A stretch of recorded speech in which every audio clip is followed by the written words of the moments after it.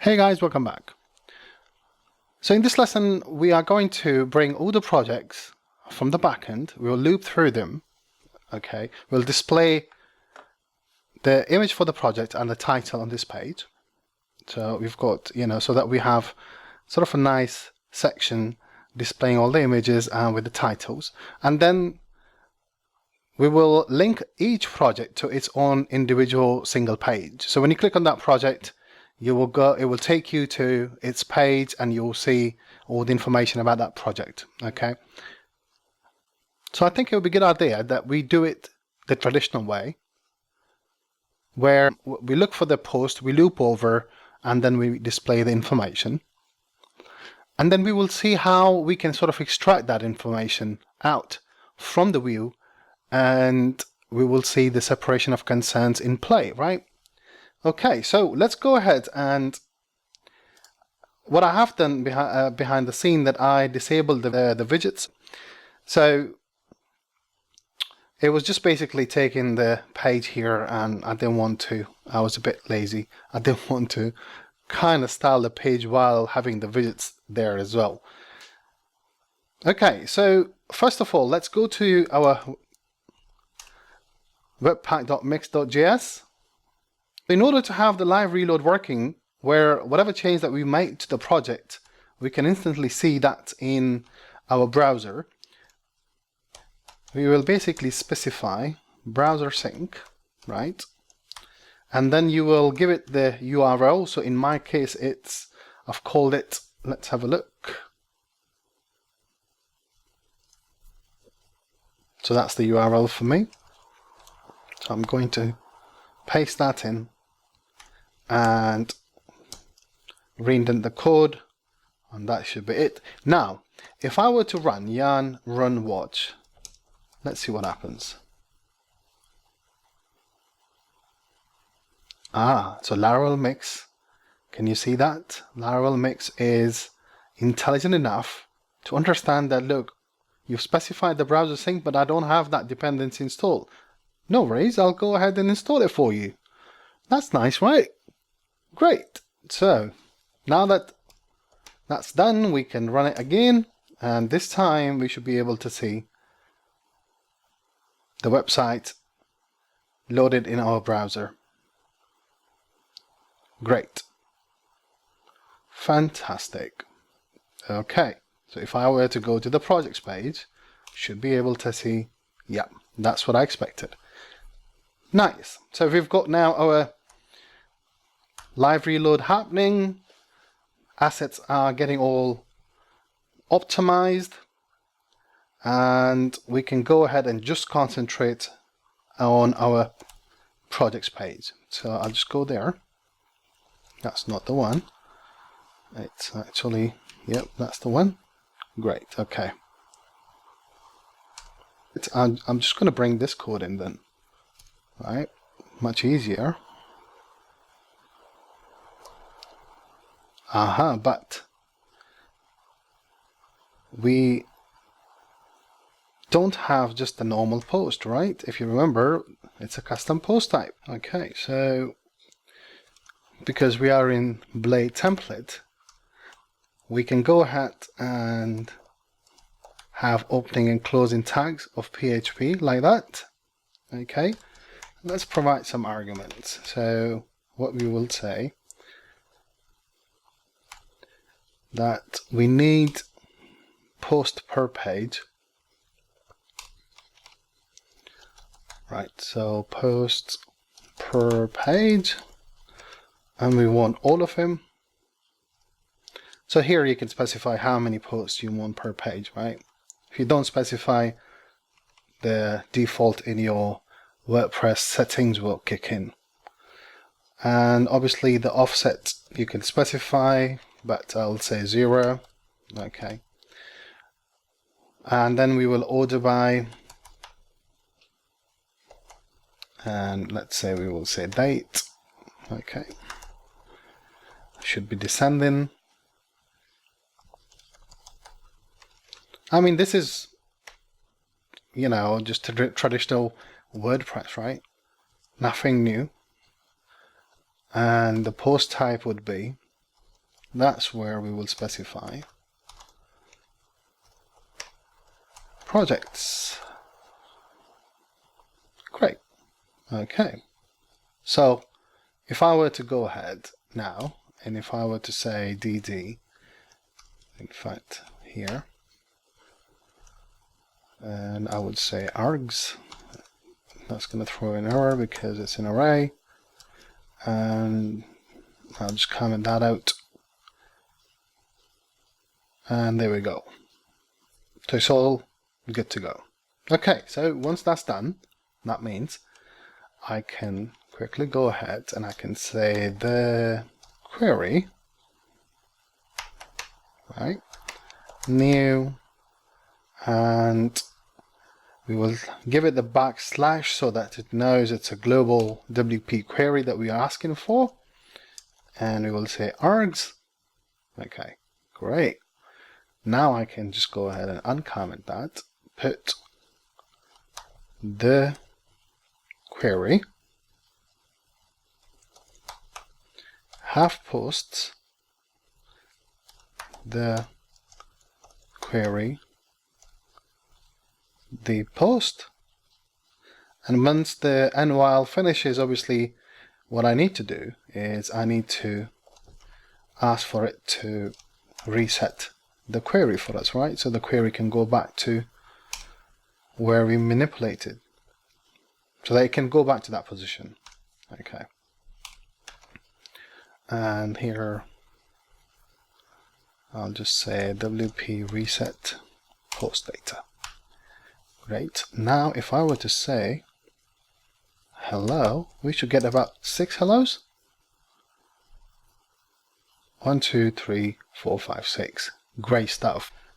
Okay, so but this is the while loop for the custom queries. But remember, we have an outer query. This is where this comes in handy, the reset post. And we are also interested in just the posts, right? Because we've got title and the content, okay? So I'm just going to minimize that for a second. In fact, if I go ahead and do this, that you don't have to see. Yeah, that's a bit more easy on your eyes, right? Okay. So we've got the post. So the only reason that I'm doing it sort of this way is just to understand how tedious it was, you know, going through the loops. Well, looping through the result. So while I have the post, even though that now it's a little better because obviously we have a bit of a, you know, we don't have to have all PHP opening tag and closing tag and all that stuff, right? But still it's cumbersome. But if I were to, and remember from the last lesson that I can very easily, I don't even have to loop over because the app controller is already giving me this object and I can just, yeah, there we go. So I can get this object. But we just want to do it sort of, you know, that tedious, in that tedious manner so that we understand and appreciate, right? So if I were to go ahead and say, div class, and in fact it will become a section, right? We can call it section, and this would be, let's give it a padding of 5, tailwind, CSS in action, okay, and let's call it h2. Yeah, h2 will do it.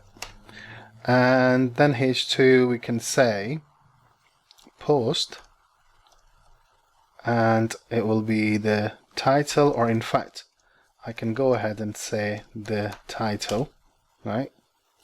So there, oh, by the way, obviously you can do it this way, or if you wanted to, which is slightly better, if you wanted to then apply any, you know, filters later on, right? So you would go ahead and give it opening and closing tags like this. It's the same thing, but this is a bit more flexible, you know, when you want to apply the filters and all that. There we go. So now we've got my awesome projects. So, okay. So if we look at now the markup, it's exactly the same. But now we can, if we wanted to, we can apply filters. Okay, that's the only difference really. Okay, great. So that's going to be our heading. And then we will go ahead and we will output the content. Okay. And if we, there we go. Great, so it's working. So nothing new, right? Still same old stuff. I'm going to, because it's going to become a little harder for me to write the classes here. So I'm just going to remove that, but I just wanted to show you guys. And I'm just going to put the H2 here so that I can just style it and have the auto complete for me. So I'm going to say text, make it 2XL, give it a margin bottom of maybe 6. So it would be 6 rems. That's probably too much. Okay, and I will also give a class here, and I will say that I want to use the font sans. Okay, that means if I now bring it here, we should be able to see the changes, and we do. Great. Do have 4XL, and it does. Yep, that's what we wanted. Great. I'm not sure if it was already implemented in the 0.6 version. Oh, it does. I believe the minimum height screen was in. Yeah, that's what I wanted. I want the footer to be all the way down here. Yeah, that makes sense, right? Okay, but if you want it to, minus, so obviously, like, you know, you can't see the footer, you would like the footer to be here, then what you would do, you would give it the negative margin from bottom, and you will say 10. That should bring it up a little, and there we go. Yeah, that looks about all right. Yeah, cool.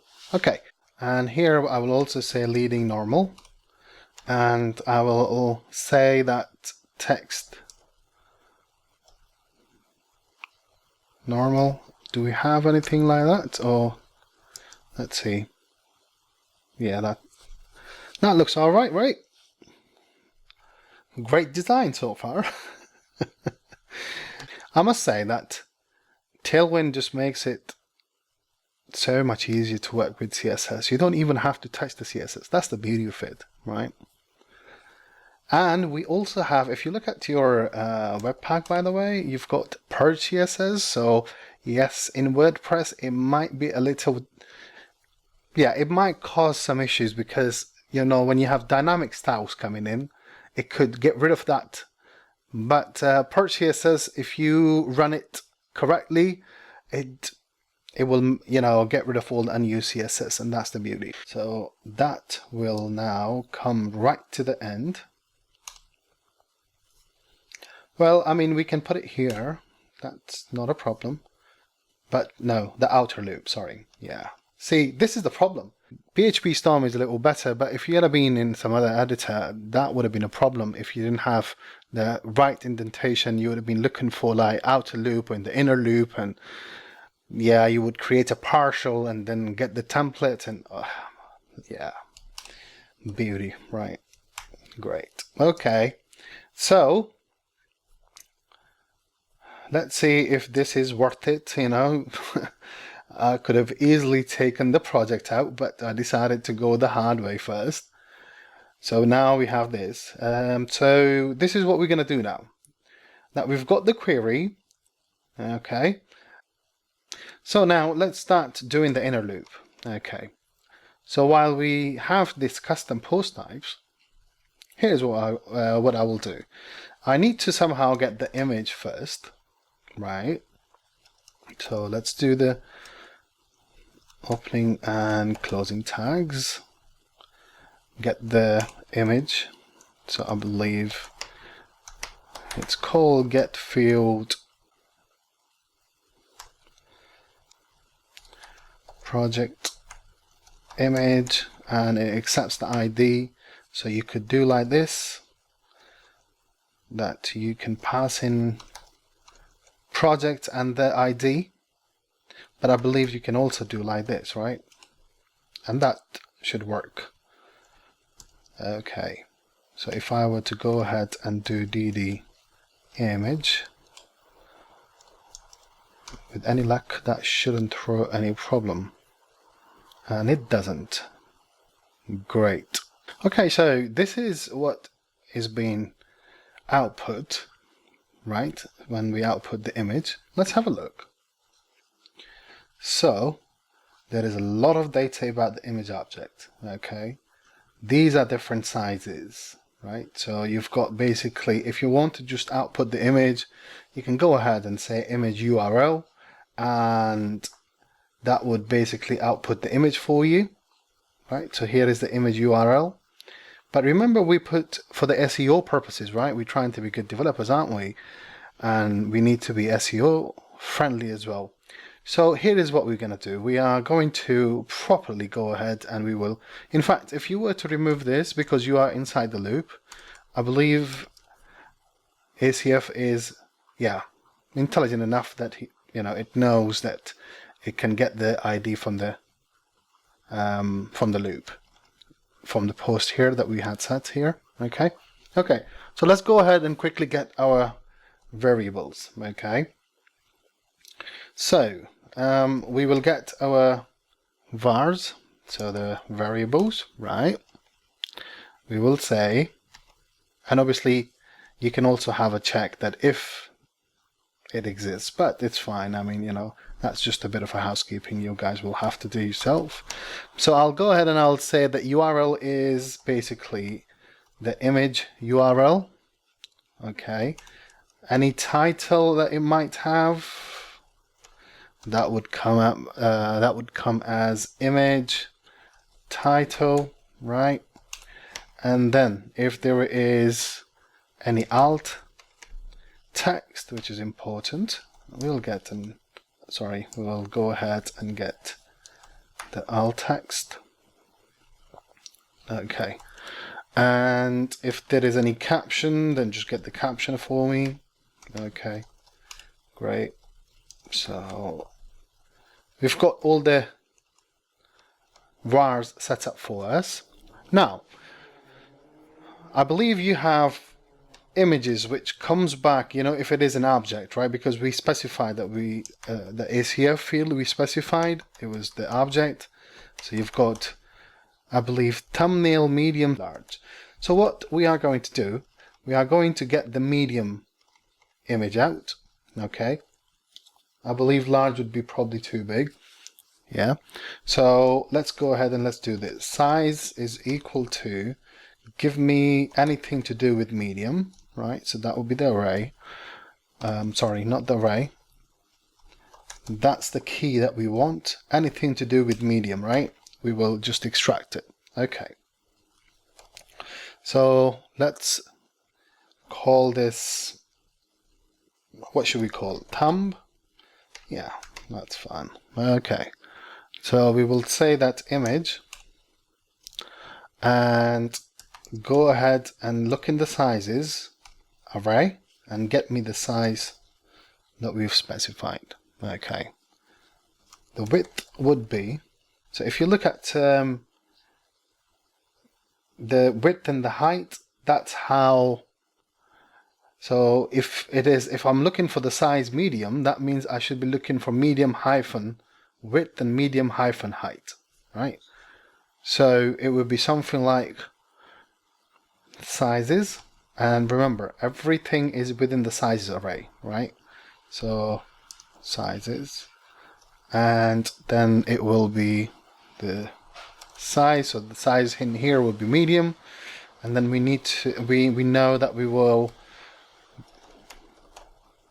go ahead and concatenate the width there, and the same thing with the height. Okay, so image sizes, and then the size dot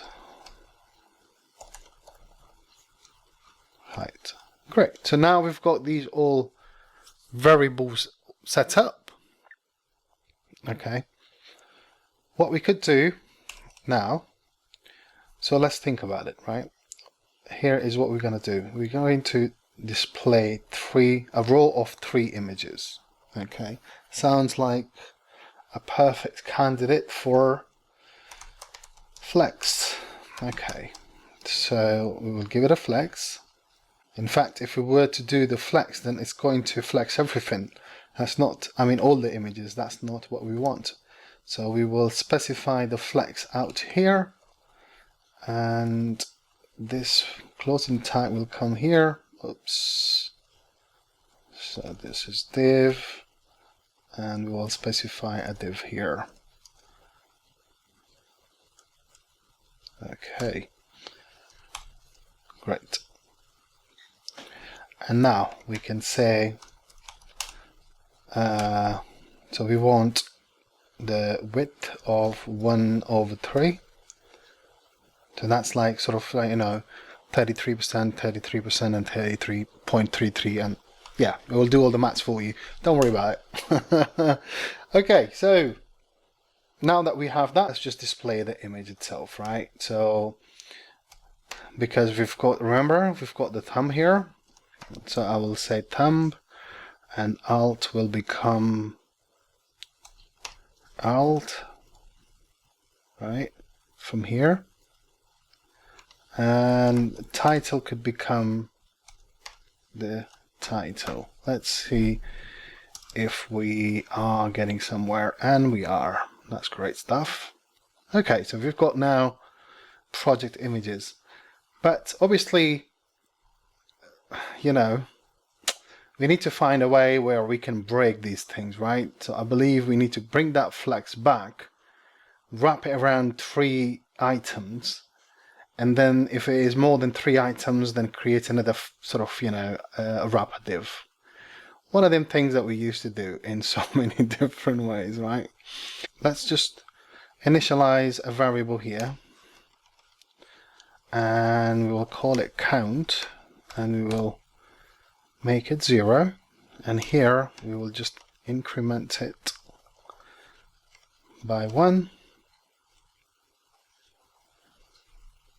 Okay, and now here we will check. So again the template blade templating syntax. So if count modulus 3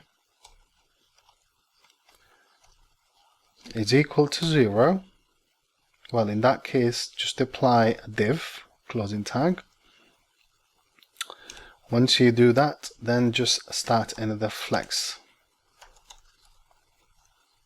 Let's see if that fixes our problem, and it does. Great. I remember, when with the grids, it used to be a pain, trust me. You know what I mean? But yeah, never mind. Okay. So somehow we've got it fixed, which is cool. Okay. But we've only dealt with image, right? I mean, these were the attributes. I could have had I could have had a slim approach, but I just wanted to just type out the different attributes that you can have right now for the SEO purposes. Obviously, if you set your title and stuff, you should be able to, output them. So if you look here, I think I forgot the alt tag on that, but oh, so it looks like I can't set okay, my mistake. I apologize. So that would be the alt, and the title is equal to title. Okay. Come back, have a look. Great. And we should have our title when I hover over it. And there we go, that title is showing up. Great stuff. Okay.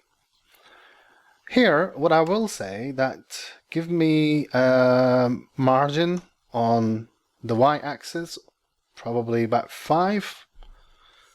Okay, same thing I will do here of 5.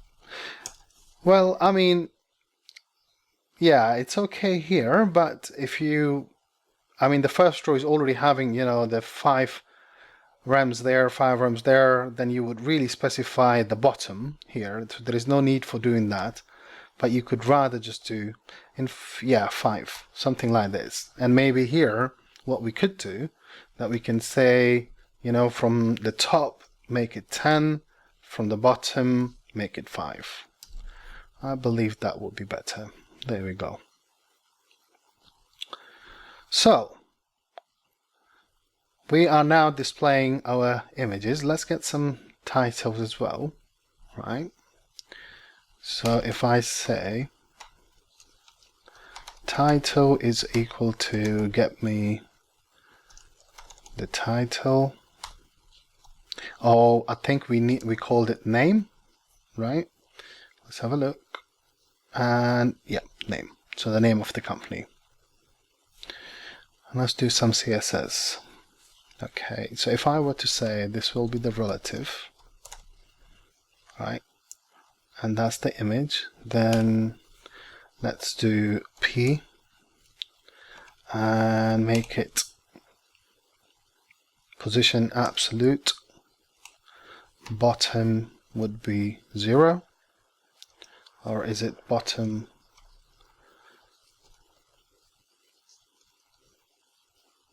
Okay, top. Yeah, so sorry, I just forgot the syntax. So left would be 0, and this is not button but rather bottom. Okay, and then we will display the title, which should be the name really, but you know, in fact, because we have already assigned the name, sorry, the title here, so we should go ahead and change that to name. Let's see, what do we get? Okay, brilliant. So we are getting that. What we will do now that we've given it sort of like, you know, position absolute, and we're giving it left of 0, which is fine, we'll give it a background, and I'll be very silly and I'll put it BG of white, and we will make width would be the full width. Okay, and let's do this. From the bottom we will say give it 5. Does that work? Okay, so that's relative, and this will become absolute.